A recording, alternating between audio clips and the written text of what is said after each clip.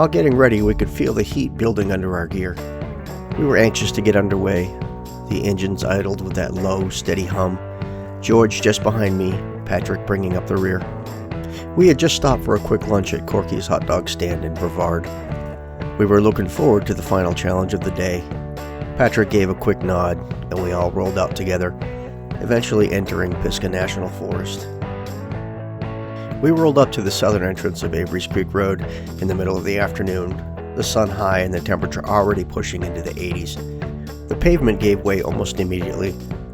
One moment it was smooth asphalt, the next it turned to dry, loose gravel that shifted under our tires. I rose up onto the pegs, letting the bike move freely beneath me. The front end felt light as the road started to climb, and I eased into the throttle, keeping everything smooth and controlled. I set the pace up front, reading the terrain, George and Patrick following their own line. George held a steady position behind me, our formation stretching and tightening with the ever-changing rhythm of the road.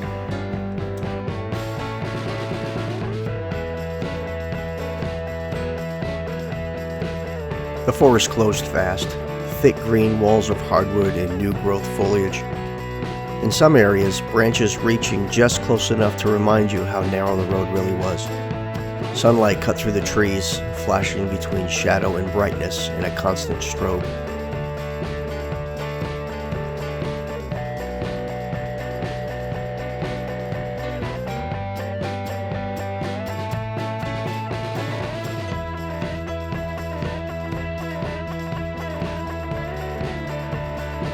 Every time we passed through a shaded section, the temperature dropped just enough to feel like a break. Then we'd burst back into the heat, the sun baking the road and loosening the gravel even more. George and Patrick rode through a perpetual dust cloud. My rear tire kicked it up in a steady plume, hanging in the still air like smoke.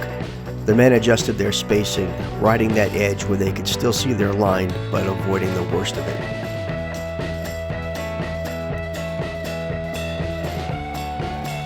Despite our efforts, the dust coated everything, our visors, gloves, and the bikes beneath us.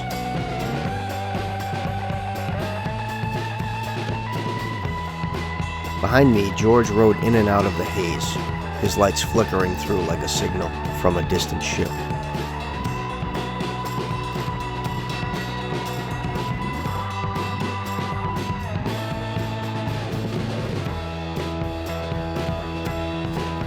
This is what riding in Transylvania County feels like this time of year.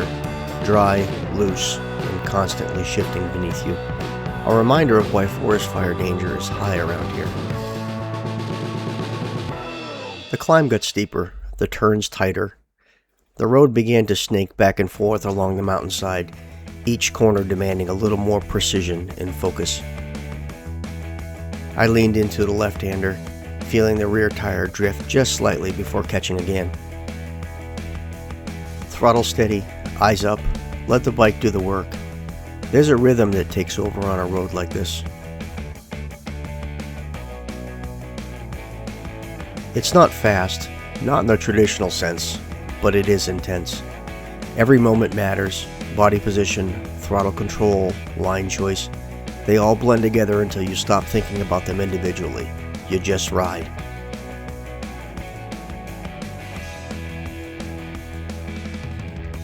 I remained smooth up front, never pushing too hard, but never letting the pace drop either. I set up for each turn, standing slightly on the pegs, weight shifting with the terrain. Behind me, George and Patrick matched the flow, the three of us moving like a single unit through the forest.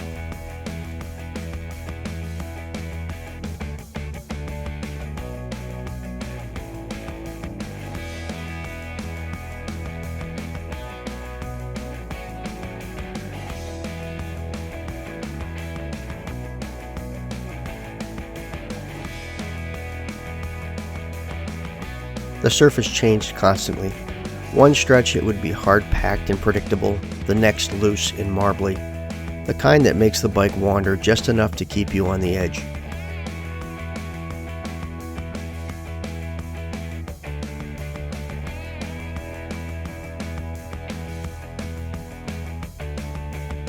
Washboard sections rattled through the bars, vibrating through our arms. Then it would smooth out again, just long enough to let you breathe before the next challenge. Through breaks in the trees, we caught flashes of the mountains rolling out in layers beyond us. Blue and hazy in the afternoon heat. Not enough to stop for, not enough to break the flow, but enough to remind us where we were. Deep in Pisgah. Exactly where we were supposed to be.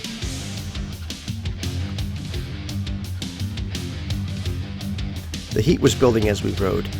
It rose off the engine, off the road, wrapping around us in waves every time we dropped into slower, tighter sections. Sweat gathered under my helmet, but the movement of the ride, the constant airflow, the focus, kept it from ever being uncomfortable. It was just part of it, another layer to the experience.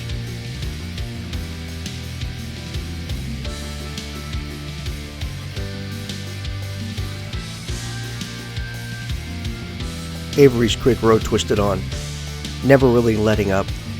Corners stacked on corners, climbs that rolled straight into slight descents, gravel that shifted just enough to demand respect. It wasn't a road you could zone out on, not for a second, and that's exactly why it worked.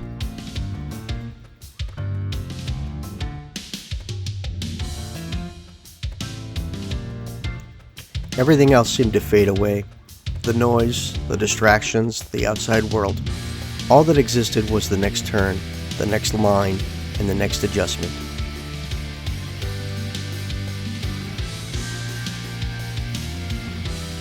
At one point, the road narrowed even more, the trees pressing in tight on both sides, branches casting moving shadows across the ground, and the light flickered rapidly as we pushed through. The surface here was looser, more churned up, and I could feel the bike working harder beneath me, suspension absorbing the uneven terrain. Patrick stayed committed, flowing through it without hesitation. George held steady, never dropping off, never crowding in, just locked into that same rhythm.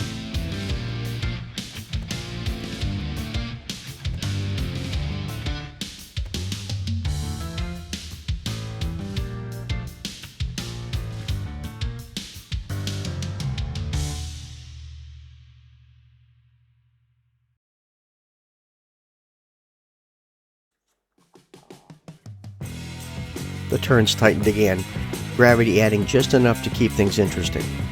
I rolled off the throttle slightly. The gravel here was even looser, pushed around by tires and weather, and I could feel it shifting under me with every corner.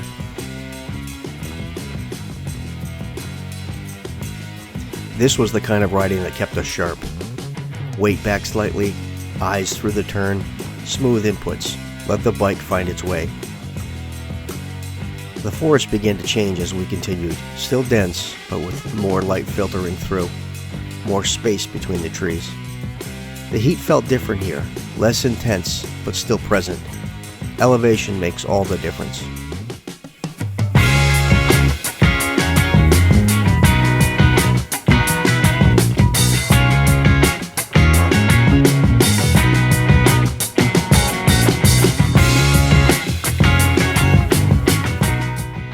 I gradually eased the pace, not slowing dramatically, just letting the ride wind itself down naturally.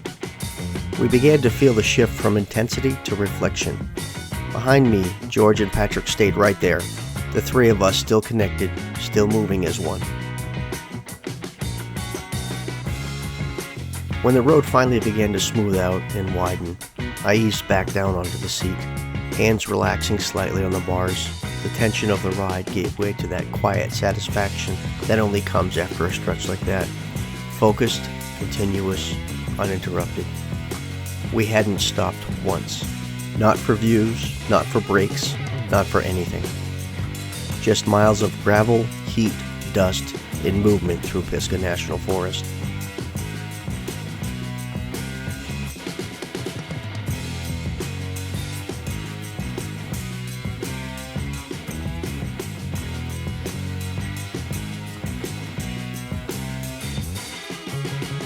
As the road carried us onward, I glanced back at Patrick and George, both of them still riding strong, still in that same flow we'd found from the very beginning. If they could only see the smile on my face, I thought.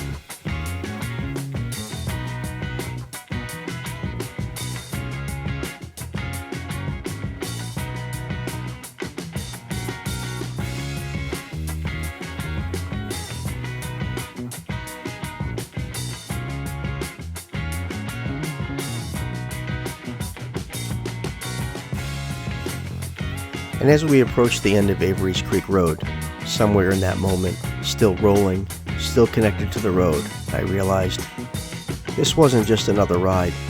It was one amazing trek through the mountains, the very reason we ride.